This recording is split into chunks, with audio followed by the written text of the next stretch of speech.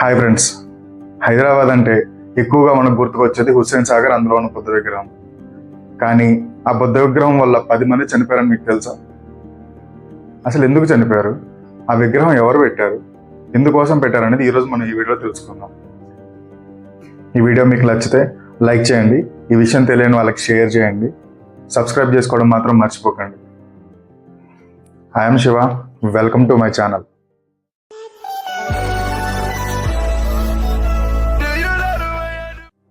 మన హుస్సేన్ సాగర్ మధ్యలో ఉన్న బుద్ధ విగ్రహం ఒకే ఒక్క రాయితో చెక్కబడిన మోనోలిథిక్ విగ్రహం అని మీకు తెలుసా?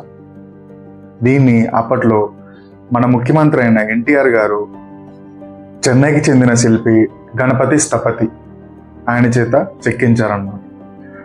ఫస్ట్ టైం 1990లో దీన్ని స్థాపించడానికి తీసుకువెళ్తున్నప్పుడు అక్కడ పడవ యాక్సిడెంట్ జరిగి 10 మంది చనిపోయారు. ఆ తర్వాత దీన్ని బయటికి తీయడానికి ఆల్మోస్ట్ 2 సంవత్సరాలు కష్టపడ్డారు. 2 సంవత్సరాల తర్వాత 1992లో డిసెంబర్ 1న దీన్ని బయటికి తీసి అక్కడ ప్లాన్ చేశారు. ఆ తర్వాత బుద్ధిజానికి గురువైన దలైలామా 2006లో దీనికి అభిషేకం చేశారని మన రికార్డుల్లో ఉంది. అప్పట్లో ఎన్టీఆర్ గారు మన హైదరాబాద్ కూడా ఒక ప్రత్యేకమైన గుర్తింపు ఉండాలని, ఒక ప్రపంచ ప్రసిద్ధ కట్టడం ఉండాలని ఈ బుద్ధ విగ్రహాన్ని స్థాపించారు. అది కట్టడానికి తీసుకొచ్చిన రాయి యాదగిరిగుట్ట, భువనగిరి దగ్గరలో ఉన్న ఒక పెద్ద గ్రానైట్ రాయి.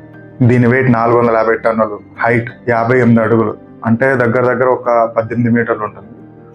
అందుకని ఇది ప్రపంచంలో ఉన్న మోనోలిథిక్ విగ్రహాల్లో ఒకటిగా చెప్పుకుంటారు.